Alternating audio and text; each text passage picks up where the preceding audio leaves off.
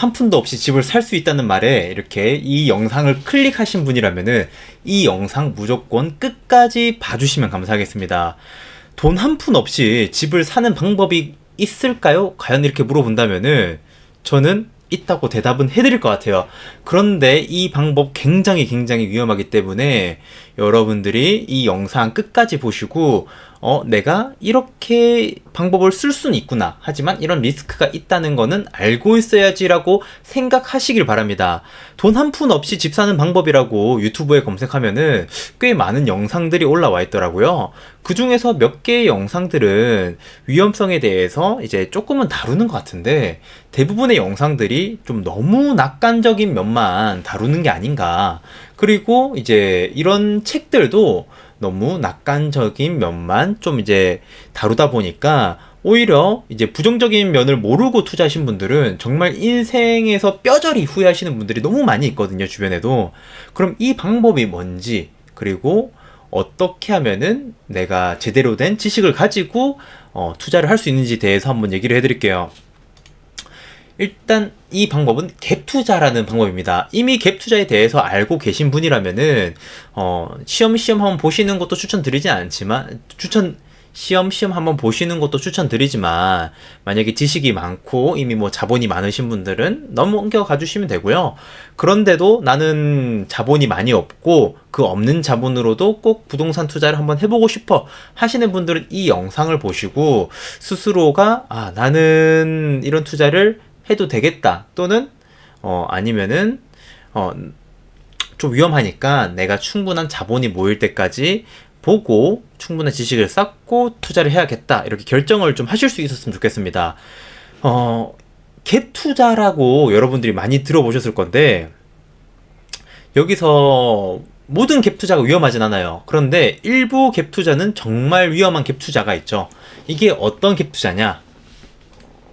영끌하고 빚투 해가지고 갭 투자를 하는 거는 너무너무 위험한 투자입니다. 이 방법에 대해서 만약에 내가 자본이 없는 상태에서 갭 투자를 하시겠다 하시는 분들은 갭 투자가 뭔지, 그 다음에 왜 이렇게 자본이 없는 상태에서 갭 투자하는 게 위험한 건지 끝까지 쭉 한번 들어보시길 바래요. 자, 갭 투자란 일반적인 매매 방법은 만약에 집 가격이 1억이라고 하면은 보통은 이제 LTV 한도 때문에 은행 대출 뭐 60% 또는 70% 정도로 이제 나오는데 60%로 가정을 해가지고 은행 대출 60%로 6천만 원 받고 그 다음에 내 자본 4천만 원 들여가지고 이렇게 집을 사잖아요. 그런데 갭 투자라는 거는 집이 만약에 1억이에요. 그런데 내 자본은 1천만 원 들어가고 전세 보증금으로 9천만 원을 이제 전세를 받는 거죠. 전세를 받아 9천만 원을 해가지고 이렇게 집을 사는 걸 말합니다. 그런데 뭐 여기선 1천만 원이라 적었지만 실제 뭐 보면은 500만 원으로 할 수 있는 그런 갭 투자들도 굉장히 많이 있어요. 그럼 예시를 들어서 한번 보여드릴게요. 어떤 데가 있을까요?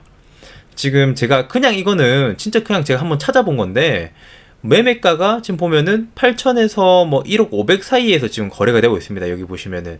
그런데 전세가 보면은 9,500에도 거래가 된 것들이 심심찮게 있어요. 보면 여기서 보면은 대충 이제 거래가 1억에 매매가 되고 전세가 9,500 정도에 나가니까 이론상으로는 500만 원만 있으면 이 집을 살 수가 있습니다. 물론 여기에는 세금하고 복비는 빠진 겁니다. 자, 그리고 실제 여기 이제 그 부동산에서 매물들을 보면은 이런 얘기가 있어요. 매매는 1억인데 전세 9,500만 원을 안고 살 수 있다. 매매는 1억 5천인데 전세 9천만 원을 안고 살 수 있다. 이 말은 뭐냐면은 전세 9,500만 원이고 매매가 1억이니까 갭 차이가 500만 나죠. 매매가랑 전세가랑 갭 차이가 500만 원이 납니다. 그럼 이 500만 원만 있으면은 살 수 있다는 말이에요. 물론 여기서 복비와 세금은 빠졌습니다. 똑같이 여기서도 이제 매매 1억 500인데 9천만 원 안고 산다는 거면은 갭 차이가 1,500만 원이 난다는 거고 1,500만 원만 있으면은 이 집을 살 수 있다는 얘기가 됩니다. 그럼 이런 매물 어떻게 찾아보나요? 호갱노노에 들어가서 그냥 갭 누르시고요. 그다음에 여기서 보면은 1,000만 원, 2,000만 원, 3,000만 원에서 1억이 있죠. 이거는 매매가와 전세가의 그 사이의 차이, 그러니까 쉽게 말해서 갭 차이가 1,000만 원 이하로만 보겠다, 또는 뭐 2,000만 원 이하로만 보겠다, 이런 걸 말합니다. 이렇게 해서 이제 찾잖아요. 찾고 나서 여기 안에 보면은 매매가, 전세가 이제 갭 차이를 한번 확인을 했어요. 이렇게. 그 다음에 그 물건의 아파트명을 네이버 부동산에 검색을 하셔가지고 찾아보시면은 옆에다가 이렇게 새 안고 산다, 또는 뭐 이제 보통은 새 안고 산다로 되어 있을 거예요. 아니면은 여기 있는 부동산들에 대해 연락을 해가지고 해당 아파트 주변의 부동산에 연락을 해서 갭 투자 물건을 찾아봅니다 라고 얘기를 하면 됩니다. 그런데 이런 갭 투자, 제가 앞에서 얘기를 했죠. 너무 위험하다고, 너무너무 위험하다고 하는데, 이 너무너무 위험하다라는 이제 대상이 누구냐면은 20, 30대 내 자본이 많이 없어가지고 없는 자본으로 한번 이거를 굴려서 돈을 만들어 보고 싶으신 분들, 그러니까 쉽게 얘기해서 소자본으로 하시는 분들 중에서 지식이 없으신 분들은 정말 위험한 투자예요. 자, 이런 분들이 주의하셔야 될 게 이거죠. 사실 역전세.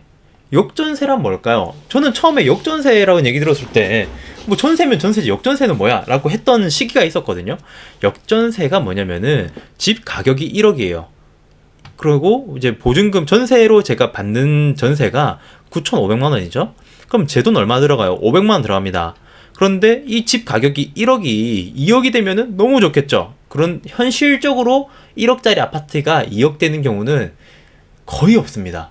그 아파트가 재건축되지 않는 이상은 거의 없는데, 자, 1억짜리가 지금 보통은 뭐 이제 그 가격 올라간다 하더라도 1억 뭐 2, 3천 정도로 올라갈 거예요.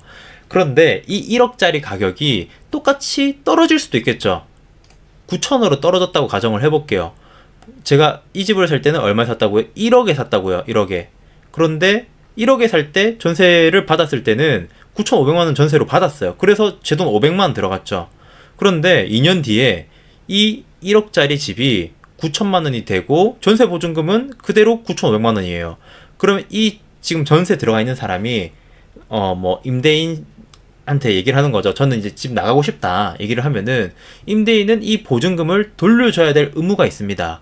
그런데 제가 이 9,500만 원 현금이 제 통장 안에 있나요? 없거든요. 왜냐면 500만 원을 집을 샀으니까. 그러니까 이 9천이 된다는 뜻은 제가 지금 어떻게든 빚을 내가지고 이 9,500만 원을 돌려줘야 된다는 얘기예요. 이 역전세 한번 맞으면은 제 기본적으로 들어갔던 이 제가 본 투자금이죠. 투자금 날리고요. 추가적으로 500만 원 더 돌려줘야 될 수도 있습니다. 그런데 이게 9천만 원만 되면 다행인데, 이게 정말 이번 그 2020년도 때처럼 엄청 올라갔던 그때 내가 이 갭 투자로 물건을 사서 지금 2024년쯤에 떨어진 걸로 다시 전세를 맞춘다라고 하면은 그냥 이거 1,000으로 안 끝납니다. 이게 2,000, 3,000씩 이렇게 떨어지는 것도 많아요. 그런 것들은 제가 2,000, 3,000을 마련해서 줘야 된다는 건데 이게 말이 쉽지가 않죠. 근데 이거를 보통 하시는 분들은 하나만 하시는 분들도 있지만 이거를 수십 개씩 돌리시는 분들이 또 있어요. 그런 분들은 무자본 갭 투자로 48채를 굴린 공무원, 17억 보증 사고 이런 얘기도 있고요. 그 다음에 50억대 전세 사기, 뭐 이런 것들이 한 채로 이렇게 나는 게 아니라 내가 한 채 하고 500만 밖에 안 드네? 또는 이게 오랫동안 하면서 이제 전세가가 좀 오르다 보니까 다시 돈을 받아가지고 그 돈으로 또 사고, 그러다 보니까 이게 개수가 막 늘어나는 거예요. 개수가 막 늘어나다 보니까 나중에는 이 핸들링이 안 돼. 내가 때가 되면 팔아야 되는데 이 파는 거 시기도 좀 놓쳐버리고 그러다 보니까 더 이상 내가 컨트롤할 수 없는 그런 시기까지 옵니다. 그렇게 되면은 이것들 다 이렇게 경매로 넘어가는 거예요. 경매로 넘어가면은 뭐 안에 있는 이제 전세로 사는 사람들은 진짜 날벼락인 거죠. 만약에 반환 보증을 이제 했으면은 상관이 없는데, 그런 게 아니라면은 결국 임차권 등기하고 그 다음에 이제 소송해가지고 경매로 이제 넘겨야 되는데, 그렇게 한다 하더라도 이 매매가랑 전세가랑 거의 붙어 있기 때문에 이 경매로 넘어가면은 이 집을 사는 사람이 없습니다. 왜냐면은 이때는 전세 보증금을 이 경매로 낙찰받는 사람이 대신 이제 돌려줘야 될 의무를 받게 되거든요. 그렇기 때문에 이거를 이제 경매로 낙찰받는 사람이 없고, 결국에는 여기 들어가 있는 임차인이 자기가 이 집을 직접 매수하는 방법밖에 없어요. 그래서 다시 팔고 이렇게 넘어가는 거죠. 진짜 여기까지 넘어가면은 여기 있는 소유자도 몇 천만 원 날리는 거고, 안에 있는 임차인도 지금 피해를 보는 거니까 굉장히 문제가 되겠죠. 그런데도 이제 이런 갭 투자 하시는 분들이 많을 거예요. 왜냐면은 적은 자본으로도 집을 살 수 있다는 큰 메리트가 있으니까. 그래서 갭 투자를 하기 위해서 최소한 이 정도의 지식은 가지고 있어야 된다는 것들을 제가 한번 추려봤습니다. 그래서 갭 투자를 하기 위해서는 어느 정도를 알아야 되는지, 이런 거에 대해서 제가 한번 쭉 설명을 드릴 거예요. 지금부터. 이거를 쭉 듣고 공부를 하시고, 갭 투자에 대해서 자신감이 생기고 해볼만 하겠다 하시면은 도전하셔도 좋습니다. 자, 그럼 갭 투자 방법에 대해서 한번 쭉 얘기를 드릴 건데, 일단 첫 번째, 갭 투자 물건 구하는 방법입니다. 쉬워요. 앞에도 얘기 드렸다시피 이미 전세로 들어가 있는 물건을 바로 찾아가지고 사는 방법도 있고요. 이런 것들은 네이버 이제 호가를 보면은 새 안고 매매 이렇게 나와 있습니다. 두 번째로는 이제 주변에 부동산 연락해서 내가 이 갭 투자를 하고 싶다. 그러니까 나온 매매 물건에다가 전세를 구해줘가지고 이제 내가 이거를 살 때 전세로 들어가는 사람의 돈이랑 내 자본금이랑 같이 해가지고 매매 대금을 내겠다. 이렇게 얘기를 해서 물건을 찾아달라고 하면은 또 찾아줍니다. 자, 어쨌든 이렇게 해서 찾아서 사는 것까지는 쉬울 순 있어요. 그런데 이것보다 더 중요한 게 있습니다.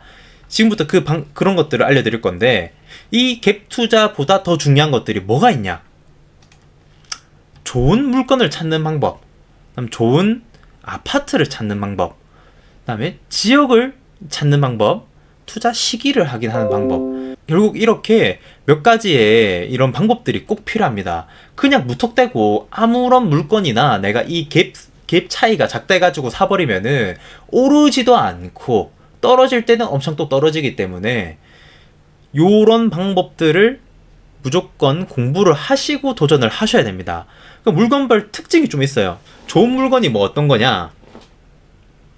이제 보통 우리가 주거용 건물이라고 하죠. 주거용 건물은 세 가지로 나뉘어요. 뭐 네 가지로 할 수 있는데 갭으로 들어갈 수 있는 것들은 대부분 세 가지 정도로 나뉩니다. 아파트, 그다음 빌라, 오피스텔, 뭐 주택 이렇게 할 수도 있는데 주택은 빼고 얘기를 할게요. 그런데 지금 문제가 된 게 빌라 전세 터졌죠. 그다음에 오피스텔도 보시면은, 오피스텔도 이게 사람들이 거기서 계속 머무고 싶어 하는 사람들이 없고 잠깐 지나가는 사람들이 이제 사는 곳이기 때문에, 보통은 오피스텔 같은 경우에 월세 받으려고 들어가 계시는 분들이 많은데 가끔 전세 내놓은 물건도 있어요. 이런 전세 물건을 보면은 매매가랑 거의 근접해 있거나 오히려 매매가보다 더 비싼 것도 있습니다. 그렇기 때문에 요런 것들 좀 조심을 하셔야 돼요. 자, 결국 이 물건들의 특징을 조금 얘기를 드리자면은, 이 오피스텔과 빌라는 내가 살면서 한번 거쳐가는 그냥 이제 징검다리 수준인 거지, 최종적으로 내가 살고 싶어 하는 곳들은 대부분은 아마 아파트일 거예요. 그래서 갭 투자할 때는 저는 무조건 아파트를 한번 찾아봐라. 도전할 거면 이왕이면은 아파트로 도전을 하셔라 라고 얘기를 드리는데, 만약 갭으로 한다 하더라도 빌라, 오피스텔 해야 될 때가 있다고 한다면은 재개발이 된다고 하는 지역이나 또는 재건축이 된다고 하는 그런 쪽의 물건이 아니고서는 이제 하지 말아라 라고 얘기를 드리고 싶습니다. 그러면 이제 아파트를 내가 갭 투자를 하겠다라고 이제 결정을 했잖아요. 그럼 중요한 게 어떤 아파트가 이게 가격이 계속 올라가냐를 따지셔야 돼요. 이 갭 투자라는 것도 내가 이 전세 보증금을 대출 대신에 이용하는 거거든요. 대출 대신에 전세 보증금을 이용해서 내 투자금을 적게 들여서 이 집을 구매를 하는 거죠.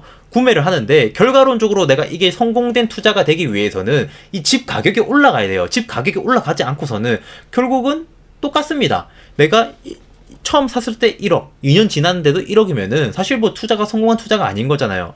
그러면은 결국에는 내가 이 집 가격이 올라갈 수 있을 만한 여력이 있는 아파트를 골라야 된다라는 이제 말에 근접해지는데, 그럼 어떤 아파트 가격이 올라가나요? 이런 얘기 들으셨던 분도 있을 거예요. 부역대 신평초. 이게 뭐냐면은 브랜드, 역세권, 대단지, 신축, 평지, 초품화의 앞자리를 딴 겁니다. 이 6가지의 앞자리를 따가지고 브랜드가 좋고 역세권에 있고 대단지가 있거나 신축이거나 평지에 있거나 초품화가 있거나, 결국 이런 것들이 이제 오화 조건이 아니라 엔드로 이제 찾아가지고 가시면 좋습니다. 근데 이런 물건, 이런 좋은 아파트, 누구나 살고 싶어하는 아파트겠죠? 이런 아파트, 뭐 저는 이제 부산에 살기 때문에 부산의 한 아파트를 예로 드리자면은 이제 명지 더 퍼스트 월드인데 보면은 매매가가 한 6억이고 전세가가 3억 정도입니다. 이런 아파트를 이제 사야지 점차적으로 이제 가격 상승할 그런 여력들이 좀 있다라고 말씀을 드리는 거고, 굳이 뭐 이렇게 이런 여러 가지 요소들이 맞지 않더라도 앞에 나왔던 몇 가지의 요소들이 잘 맞아 떨어지는 곳들에 들어가야지, 뭐 산 중턱에 있고 평지도 아니고 기울어져 있고 뭐 주변에 학교도 없고 그런 곳들이 투자를 하면은 가격이 뭐 10년 전이나 지금이나 거의 비슷한 가격에 이게 왔다 갔다 하기 때문에 크게 이게 시대 차익을 누리기가 힘들다는 거죠. 그러면은 또 이제 내가 어떤 지역에 투자를 해야 되나를 볼 수가 있을 건데, 보면은 이게 2022년도에 공시지가 상승률이에요. 보면은 서울은 거의 100% 올랐고 부산 50%, 이렇게 오른 세종이 134%, 이렇게 오른 퍼센테이지를 확인을 할 수가 있는데, 보면은 뭐 경북이라던가 그다음 전북이라던가 또는 여기 경남이 또 어디 있을 건데 경남이라던가 요런 곳들에 투자를 하게 되면은 내가 아무리 땅값이 많이 올라도 뭐 10몇 퍼센트 오른다는 거죠. 그러면 같은 가격이면은 이왕이면 대전, 세종, 경기, 서울 요런 데다 투자를 하는 게 앞으로 몇 년 뒤에 이 가격이 오를 수 있는 지역이라는 거죠. 결국 요약하자면은 수도권 근처가 가장 잘 올라요. 그러니까 이런 쪽에 내가 어떤 지역에다 투자를 할 건지도 한번 살펴봐야 된다는 겁니다. 내가 부산에 산다 해가지고 뭐 경남권 아파트가, 김해 쪽 아파트가 싸더라 해가지고 투자한다는 거는 이게 나중에 내려갈 땐 많이 내려가고 올라갈 땐 조금 올라가는 그런 아파트들이거든요. 그러니까 리스크가 또 오히려 더 커지는 거예요. 그렇기 때문에 이런 지역을 볼 수 있는 안목도 필요합니다. 그 다음에 제일 중요한 게 이 시기를 맞춰야 돼요. 이 부동산 가격이 올라가는 시기가 있습니다. 그리고 이 시기가 올라가는 그런 단계가 있어요. 그 단계가 뭐 여기서 지금 말씀드린 요런 단계들에 의해 가지고 이제 아파트 가격이 올라간다라고 보면 되는데, 보면은 주택 공급이 부족해지면은 이제 사람들이 전세 가격이 올라가고, 전세 가격이 올라가면 전세 가율이 똑같이 매매가는 그대로인데 전세가가 올라가니까 전세 가율이 올라가겠죠. 전세 가율이 올라가고, 그러면은 전세에 있던 사람들이 이 집 가격 전세로 살기에 이제 너무 비싸졌어. 대출 가격이 매매로 사는 거나 전세로 사는 거나 대출이 거의 비슷비슷해 하면은 여보 이참에 우리 집 사요 라고 해가지고 이제 매매로 올라가는 사람들이 많겠죠. 그럼 매매 수요가 올라가고, 매매 수요가 막 올라가다 보면은 공급은 그대로인데 수요는 많아지니까 공급과 수요의 법칙에 의해 가지고 매매 거래가 증가되면서 매매가가 올라갑니다. 근데 이때 매매가만 올라가는 게 아니라 전세도 같이 올라가요.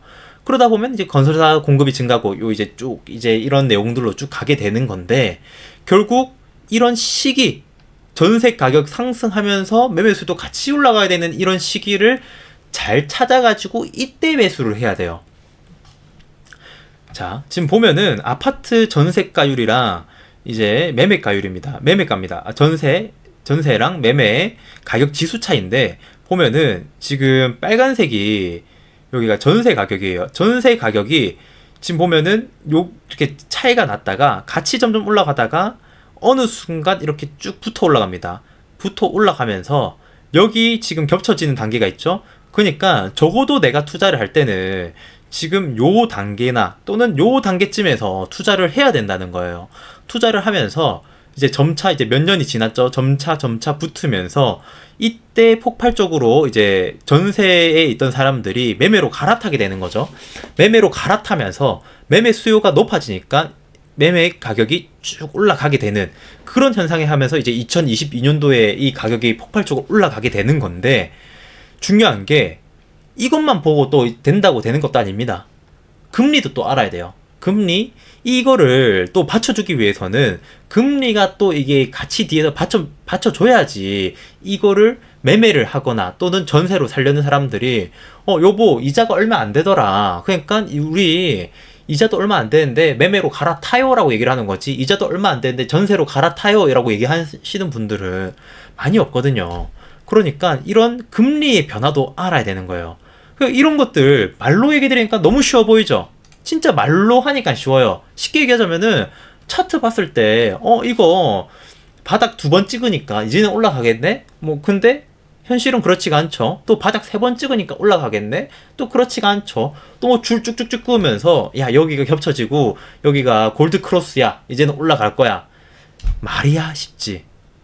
말이야 쉽지. 실제로는 너무 다릅니다. 자, 아까 금리 보셨죠? 그 앞에. 자, 여러분들 지금 이게 1년 단위예요. 1년 단위. 거의 1년 단위인데 제가 요 뒤에는 가려놨습니다. 자, 여러분 요것만 보고 요 뒤에 금리가 올라갈 거다 내려갈 거다 예측할 수 있겠어요? 절대 못합니다. 자, 이 피터 린치라는 사람이 이런 얘기를 했어요.